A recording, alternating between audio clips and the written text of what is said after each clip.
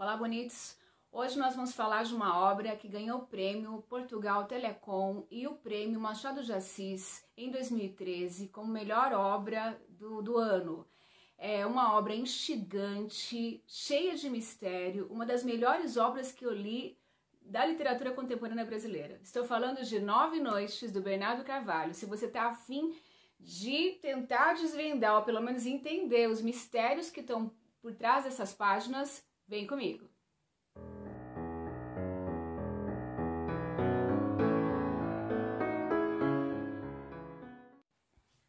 Bom, gente, antes de mais nada, a gente tem que falar a respeito do assunto dessa obra, porque é uma obra bastante complexa, tem uma composição muito complexa. Eu tenho que tomar cuidado, inclusive, aqui para não confundir você. É você que leu e você que está se preparando para ler. Primeira coisa aqui, o tema é a história de um antropólogo chamado Buell Quinn, que esteve no Brasil por alguns meses desenvolvendo um trabalho de etnografia junto aos índios Craô, que ficam na região ali próximo, não tão próximo assim, mas próximo ali à cidade de Carolina, que fica no Tocantins, é um pouco ao norte ali do Maranhão, fica mais ou menos na divisa entre Tocantins e Maranhão. E esse antropólogo ficou alguns meses trabalhando fazendo sua pesquisa de campo, e misteriosamente, em 2 de agosto de 1939, ele se suicida de uma maneira brutal, retalhando todo o seu corpo com gilete e se enforcando em uma árvore. No momento em que ele estava saindo da aldeia, ele estava no caminho, indo embora da aldeia Craô rumo a Carolina. Ele tinha contratado 2 indígenas para poderem acompanhá-lo, para poder guiá-lo até a cidade, uma vez que ele não sabia ir sozinho. E do nada, sem uma explicação aparente, o Buell Quinn se suicida, deixando esses índios traumatizados, e pediu para ser enterrado, antes dele morrer. Ele deixa um bilhete dizendo que ele quer ser enterrado ali mesmo, e depois os indígenas vão plantar buritis ali em cima. Essa história é muito estranha e é uma história real, tá? É um fato, aconteceu de verdade, 2 de agosto de 1939 no Brasil. O Buell Quinn existiu, foi um antropólogo de fato. E o autor Bernardo Carvalho, carioca, em 2001, lendo um artigo na Folha de São Paulo, escrito pela professora antropóloga Marisa Correia, ela vai falar de vários antropólogos, entre eles ela cita esse caso do Buell Quinn, que deixou o Bernardo Carvalho muito incomodado, ficou muito inquieto com essa história e resolveu então fazer uma pesquisa de campo também, para saber, afinal de contas, por que razão, o que fez com que esse antropólogo tão jovem se suicidasse dessa maneira no coração do Brasil e ficasse ali enterrado. Então a obra é uma obra composta por um resultado de uma pesquisa que tem, com base então em documentos, em cartas que ele teve acesso, inclusive cartas escritas pelo Buell Quinn antes de falecer, que ele deixou tudo muito bem explicado teoricamente nas cartas, justificando, não justificando o seu suicídio, mas tentando deixar as coisas organizadas, o mundo em ordem, como ele próprio dizia.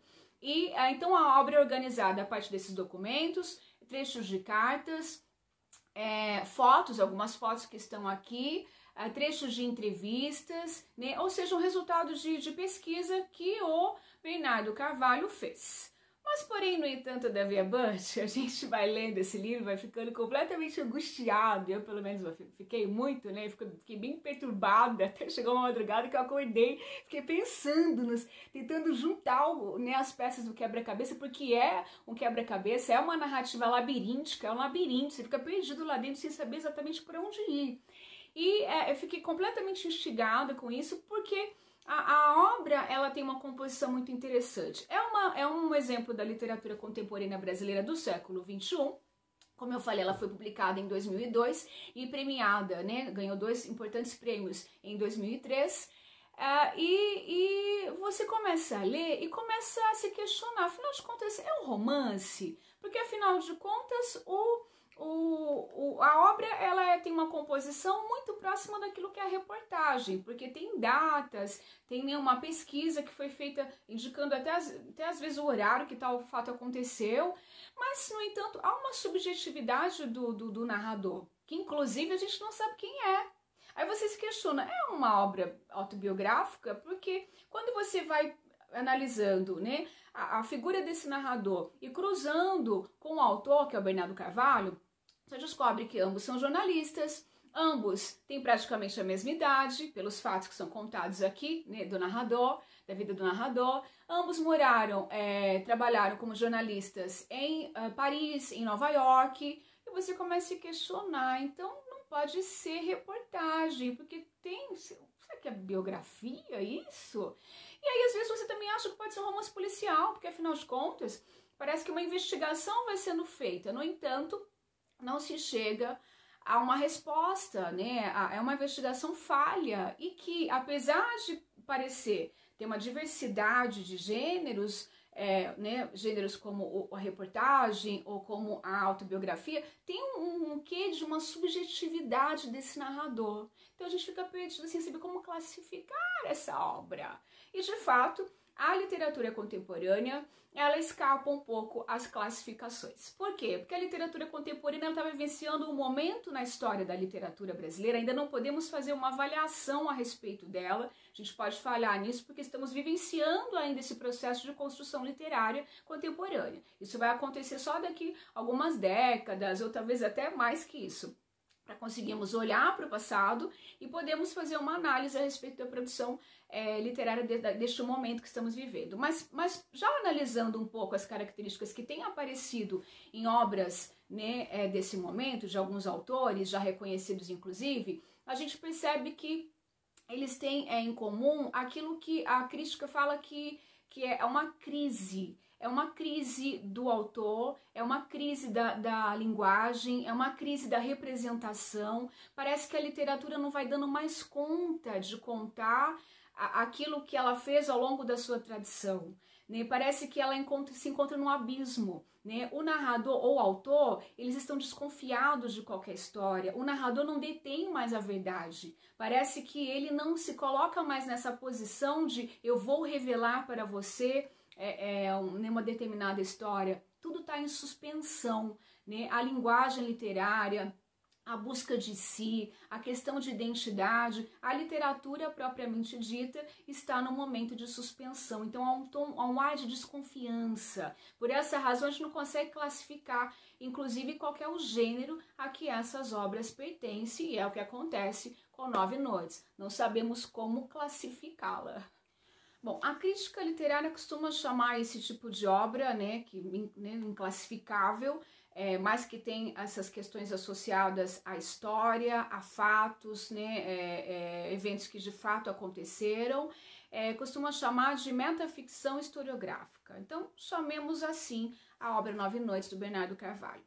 Bom, te contei qual que é o fio condutor da história. Agora, como que ela está organizada? É de uma certa complexidade. Muitas vezes a gente se perde um pouco na leitura, precisamos ficar atentos. Eu, por exemplo, vou usando meu post-it aqui para ir marcando alguns elementos para facilitar a minha orientação de leitura. A gente tem nessa obra 19 capítulos que são organizados de uma maneira polifônica. O que isso significa? Há mais de uma voz narrativa nesse texto, tá? Para você que vai prestar FUVEST, fica atento, porque essa questão de polifonia está em outras obras que estão na lista este ano, como é o caso de Romanceiro da Inconfidência, da Cecília Meirelles, que também é uma narrativa, que na verdade é uma narrativa, né, com base em romances, ao modelo do trovadorismo, né, da Idade Média, mas é uma narrativa que está resgatando também eventos históricos associados ao século XVIII, no período da Conjuração Mineira no Brasil. E ela vai aí pela memória, né, juntando aquilo que é resultado da pesquisa que ela fez por 10 anos, com a própria ficção que ela vai construindo. Então, veja bem, a gente tem uma realidade que vai se juntando ali com a ficção, tal como acontece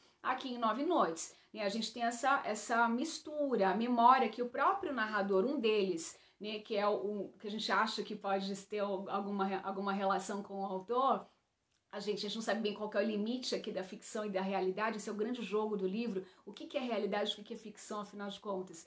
E a gente percebe que tem essa memória dele, porque são dois narradores, como eu falei, há uma polifonia, há uma diversidade de vozes, E entre os dois narradores, um deles que vai se apresentar em primeira pessoa é um jornalista que não sabemos o nome, que foi fazer essa pesquisa a respeito da morte do Buell Quinn e vai, inclusive, fazer uma viagem até a região em que o Buell Quinn viveu, fazendo sua pesquisa de campo com os indígenas. Então, a gente tem um narrador em primeira pessoa que tem uma estrutura narrativa, né? Por vezes ele vai utilizar a seguinte estrutura: ninguém nunca me perguntou e por isso também nunca precisei responder, mas ele vai te contando, né, como é que a pesquisa dele foi se desenvolvendo. Ele é jornalista, como eu falei para vocês, ele é um cara que é descendente, né, tem um parentesco com o Marechal Rondon,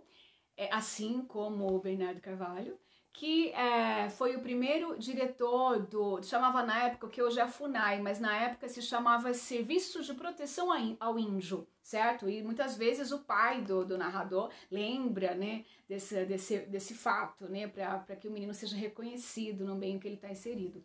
Mas enfim, então você tem esse primeiro narrador e tem um outro narrador que tá, se você tiver a edição da Companhia de Bolso, como é a minha, você vê que tá em itálico, não sei se você consegue reparar aqui, mas tá em itálico. E esse segundo narrador, que na verdade é o primeiro que vai aparecer, tá? As narrativas, elas vão sendo intercaladas ali, tá? Esse narrador é um engenheiro chamado Manuel Perna, o texto dele tá em itálico, tá? E ele começa sempre também com uma marcação, tal como começa a do jornalista, né, que faz a pesquisa, né, em torno em busca da resposta para o suicídio do antropólogo. Esse também começa com uma marcação, que é: isto é para quando você vier, é preciso estar preparado. Ele sempre começa assim: isto é para quando você vier. Este narrador, tá? O livro está organizado em 19 capítulos e essa narrativa ela é como se você separasse do livro essa narrativa do tal do Manuel Perna, ela vira uma longa carta, como se fosse um testamento, que é destinado a alguém que ele espera há muito tempo e que nós, leitores, não sabemos quem é. E não há em nenhum momento no livro, até o final, esse vídeo tem muito spoiler, tá? Até o final, não há nenhum momento no livro em que o outro narrador, que é o jornalista, conta para você como que essa narrativa do Manuel Perna chegou até ele. A gente não sabe, a gente nem sabe se isso daqui é verdade, se esse texto foi de fato escrito pelo Manuel Perna ou se foi inventado pelo narrador jornalista. É tudo um mistério nesse livro. Mas o Manuel Perna, ele era um engenheiro que ficava no posto de apoio ali em Carolina, que é a cidade próxima, né, a última cidade, na verdade, né, que o antropólogo Neil Buell Quinn vai estar presente, volta para buscar mantimento com os indígenas. É um local de apoio, certo? E ele acabou desenvolvendo uma amizade, uma aproximação do Buell Quinn ao longo de 9 noites, que não são 9 noites consecutivas, tá? Elas vão acontecer ao longo do período que o Buell Quinn ficou fazendo sua pesquisa de campo junto dos índios Kraô. E aí ele vai contando aos poucos para você, não vou dizer revelando, porque a gente não sabe se ele revela tudo. Até porque muito do que ele vai te contando, ele disse que nos encontros com o Quinn, em alguns momentos o Quinn havia bebido um pouco e ele também, e em alguns momentos ele fala: eu não entendia muito bem o que ele estava dizendo, então eu imaginei. Então a gente não sabe muito bem o que tem de verdade nessa narrativa do Manuel Perna. Mas ele vai ao longo do livro, tá? Porque tá intercalado na outra narrativa, que é do jornalista. Ele vai falando algumas coisas que vão deixando você instigado em relação à figura do Buell Quinn, com o comportamento que ele tinha. Até porque o Manuel Perna é o cara que vai receber os pertences do Quinn depois que ele morre e as 7 cartas que ele deixa. O Buell Quinn, quando ele morre, os índios comentam depois que ele estava bastante perturbado, inclusive o Manuel Perna, nessa narrativa, né, tipo testamento, essa longa narrativa, essa longa carta, ele vai contar pra gente, leitor, que o Quinn estava um pouco perturbado. É como se ele percebesse que o Quinn estava prestes a se suicidar. Eu ia falar se falecer, a se suicidar. Então, ele fala que o Quinn, ele deixa, antes de se suicidar, na noite do suicídio, algumas cartas que ele havia recebido, ele queima. ele está muito perturbado por conta dessas cartas que ele recebeu, que ele dizia ter vindo da família. Ele fala alguma coisa de traição, de que a mulher o traiu com o irmão, com o cunhado, desculpa, com o cunhado. Então, assim, ele falava disso, os índios vão falar disso depois, e ele queima essas cartas para escrever as 7 cartas que ele deixa. Uma delas é para o delegado da cidade, informando, deixando muito claro que a morte foi de fato praticada por ele, pensada. Os índios não têm absolutamente nada a ver com isso. Ele quer inocentar de qualquer forma os indígenas. Ele escreve uma das cartas para a sua orientadora, que é a orientadora, o nome dela era Ruth Benedict, que era a orientadora da Universidade de Columbia em Nova York, né, responsável por ele, né, por essa pesquisa que ele estava desenvolvendo aqui de etnografia no Brasil. Ele deixa uma carta para dona Heloísa Torres, que é uma figura que era diretora do Museu Nacional no Rio de Janeiro, responsável por ele e mais 3 outros estudantes de antropologia aqui no Brasil, desde que o livro vai falar um pouco. Ele deixa a carta para o pai, deixa a carta para um reverendo que o ajudou aqui, certo? São 7 cartas no total. Das 7, o narrador jornalista teve acesso a 4, que ele vai transcrever para você alguns trechos ali ao longo do livro. As outras 3 ele não tem acesso, porque uma foi para o pai, a outra foi para esse reverendo, e o livro trata de uma possível 8ª carta, que não sabemos onde está. Quer dizer, ficamos sabendo no final, né? Mais ou menos, na verdade, é tudo muito misterioso. Mas o Manuel Perna, como ele recebe essas cartas, ele sente, tem uma espécie de um pressentimento daquilo que está escrito nessa 8ª carta, que é uma carta que, segundo ele, na narrativa dele, está destinada a essa pessoa que ele está aguardando e que ele escreve, sempre que ele começa, né, o parágrafo ele coloca ali, isso é para quando você vier. Então ele diz, ao longo né, para quando você vier, porque é tudo muito perigoso, nem tudo você vai ficar sabendo, né, eu não sei quem você é, mas o Buell Quinn falou de você para mim. Então ele vai falando dessa carta, mas no final do livro, o Manuel Perna diz que por medo, né, daquilo que poderia acontecer e daquilo que ele acha que Buell Quinn contou para ele ao longo das 9 noites, o Buell Quinn não contou nada para ele declaradamente, mas ele fala que ele acha que alguma coisa foi sendo revelada aos poucos. E por conta disso, ele resolve eliminar essa 8ª carta. Só que o narrador também vai falar pra gente no final que ele imaginou essa 8ª carta. Então a gente não sabe exatamente o que é verdade, o que é fato, o que é ficção, o que é inventividade literária nesse texto. É um texto genial. Então a primeira dica valiosa é ficar atento à questão da polifonia, as várias vozes que vão falar com você. A voz do narrador em primeira pessoa que faz essa pesquisa em busca de uma verdade a respeito da morte do Buell Quinn lá no meio da floresta, certo? Que morreu em 2 de agosto de 1939, se suicidou de uma maneira brutal. A voz do Manuel Perna, que escreve em itálico aqui essa longa carta testamento, para quem que ele destina para o interlocutor, que ele chama de você, que tem vezes que a gente acha que é a gente mesmo que está tentando buscar uma verdade também, fica assim meio, será que ele está falando comigo ou é falando com o interlocutor que eu não sei quem é, desse interlocutor? E por vezes também a própria voz do Quain, é Quain, tá, gente? Aqui eu chamo de Quain. Às vezes eu comecei a ler com Quain na minha cabeça e acabei desenvolvendo uma certa afetividade com Quain, mas na verdade é Quain. E a própria voz do Buell Quinn, que está ali no livro, a partir das cartas que foram resgatadas por esse jornalista. Então a gente tem uma infinidade ali de vozes, é bom a gente ficar atento à polifonia, ok? Bom, bonitos. Continuemos. A narrativa, então, ela começa, como eu falei, com o narrador, que é o Manuel Perna, e ele vai falar o seguinte: isso é para quando você vier, é preciso estar preparado. A verdade está perdida entre todas as contradições e os disparates. Quando vier à procura do que o passado enterrou, é preciso saber que estará às portas de uma terra em que a memória não pode ser exumada.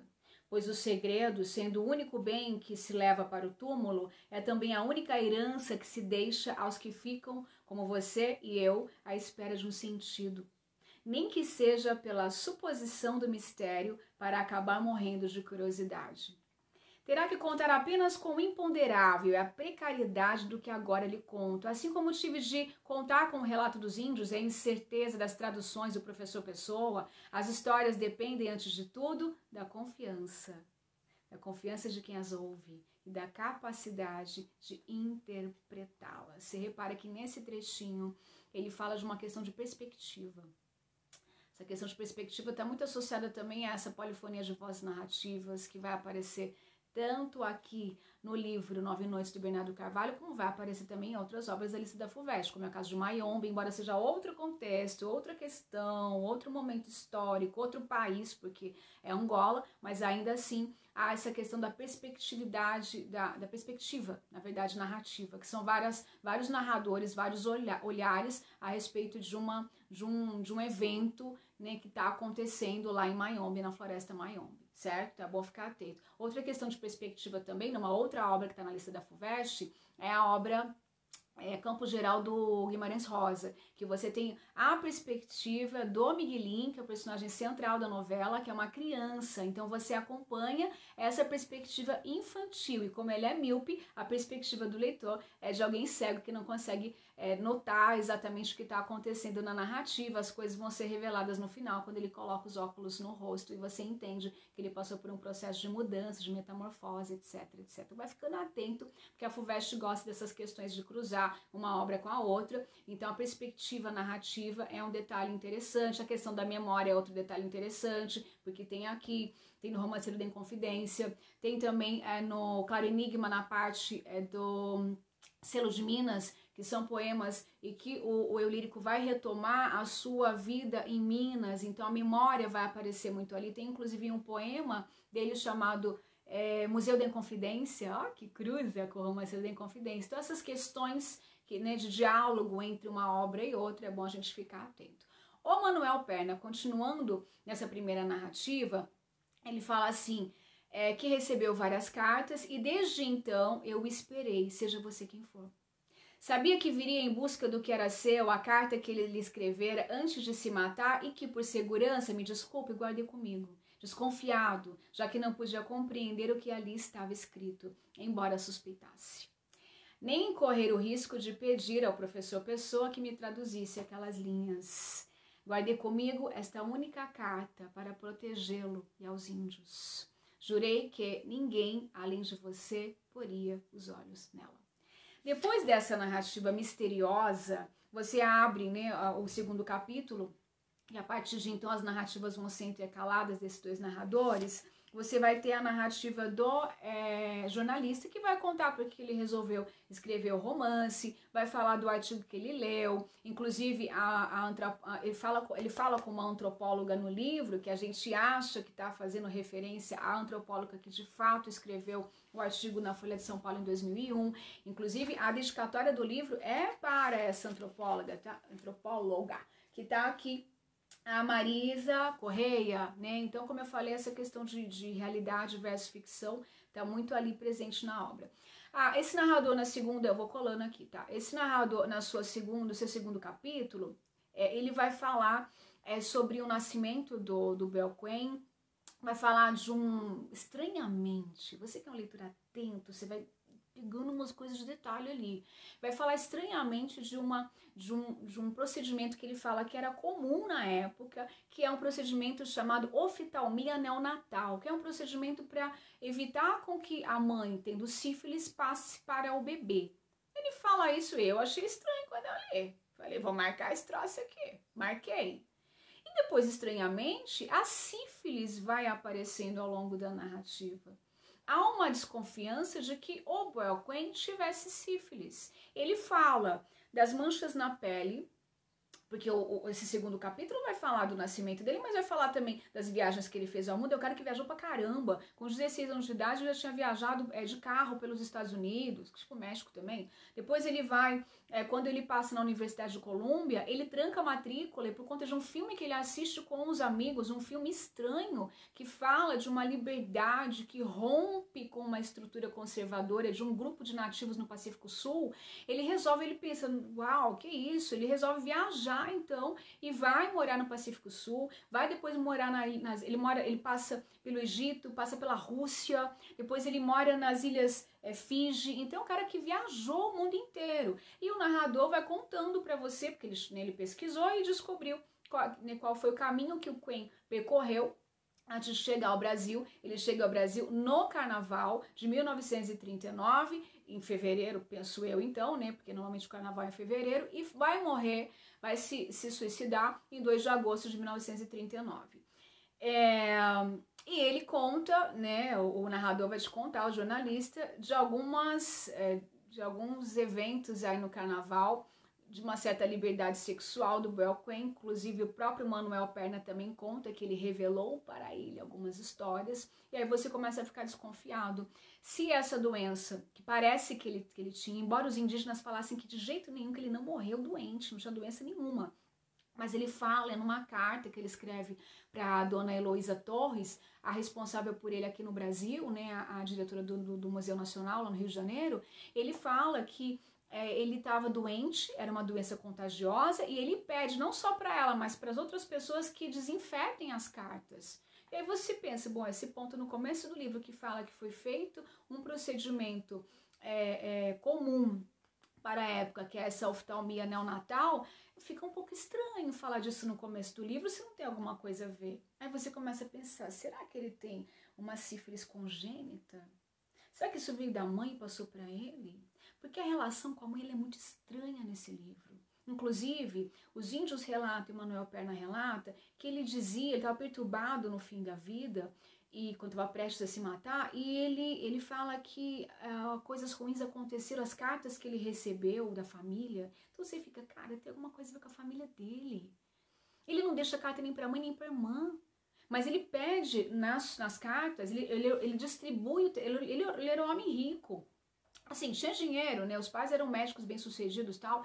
Então ele deixa o dinheiro de um seguro que ele vai receber, né? Que as pessoas vão receber pós-morte. Ele deixa tudo escrito nas cartas, o que vai para onde. Ele quer deixar a irmã muito bem. Ele fala assim, não, a minha irmã precisa ficar muito bem. E a irmã depois escreve uma carta falando não entendi por que meu irmão falou isso para mim, não tô precisando de dinheiro. Então a relação com a irmã também é muito estranha, que por vezes você acha que pode ser uma relação incestuosa, porque a questão das relações incestuosas são colocadas na obra. Então é tudo muito quebra-cabeça. Parece que tem muita peça solta. É a peça da sífilis, é a peça da questão das relações incestuosas, é a peça da relação mal resolvida com a mãe, essa relação estranha com a irmã, o fato de não deixar carta para nenhuma das duas, mas deixar tudo muito seguro, o que vai ser destinado para onde, o dinheiro, inclusive, que ele deixa para uma amiga que tem uma instituição, que é para desenvolvimento de pesquisa na área da antropologia. Então, tudo muito estranho nesse livro. Mas nessa segunda narrativa, então, o narrador vai falar para você da doença contagiosa, das viagens que ele fez, da questão desse procedimento do nascimento, fala também dos índios que o acompanharam até Carolina na noite que ele se mata. Faltavam ainda 90 quilômetros para eles chegarem até o destino Carolina. Aí o Belquen está muito cansado, acha um local, um brejo, e fala, quero pernoitar aqui. E aí ele vai pernoitar ali com os índios, escreve um bilhetinho para um deles, que é um bilhete pedindo pá, e pedindo para ser enterrado exatamente ali. O índio não sabe ler, né? O inglês, penso ele que ele tenha escrito em inglês, né? Porque ele era dos Estados Unidos. E aí o índio vai, e quando volta, ele está morto, enforcado, pendurado numa árvore, uma poça de sangue embaixo, uma coisa horrorosa que vai traumatizar esses dois índios aí. Então, eles deixam as cartas escritas, e aí né, essa primeira parte da narrativa vai falar exatamente disso, tá? Numa carta que ele escreve para uma amiga dele, eram 4 antropólogos estudando aqui no Brasil, ele tem uma amiga chamada Ruth Landes, que é uma estudante de antropologia que está fazendo pesquisa a respeito do candomblé. Ela está localizada na Bahia. Ele queixa, né, com ela sobre a cidade. Ele tem uma visão da cidade de Carolina que é uma visão horrorosa. Ele fala que é um lugar tedioso, em que analfabetos intelectuais, ele participa na sua chegada de um evento que é onde ele conhece Manuel Perna, é o primeiro contato que ele tem com Manuel Perna vai contar isso depois pra gente. Ele fala de um evento muito pomposo, então assim, ele ridiculariza a figura dos intelectuais da cidade de Carolina. E depois, mais à frente, ele também vai relatar numa carta para a amiga dele que ele tinha uma rejeição aos indígenas. Ele não gostava da ideia de ser confundido com eles. Ele tinha a própria comida, fazia o próprio arroz, não gostava de participar dos rituais, tinha uma certa aversão de estar no meio deles ali. O Manuel Perna fala que ele era um observador. O que cabia a ele, o papel do Boelquém era observar. Então essas questões, porque ele como pesquisador, né, ali imerso nessa tribo indígena, com essa visão que ele tem, uma visão de repulsa dos indígenas, é uma coisa também que desperta a nossa curiosidade e deixa o livro ainda mais misterioso. Vai ficando atento.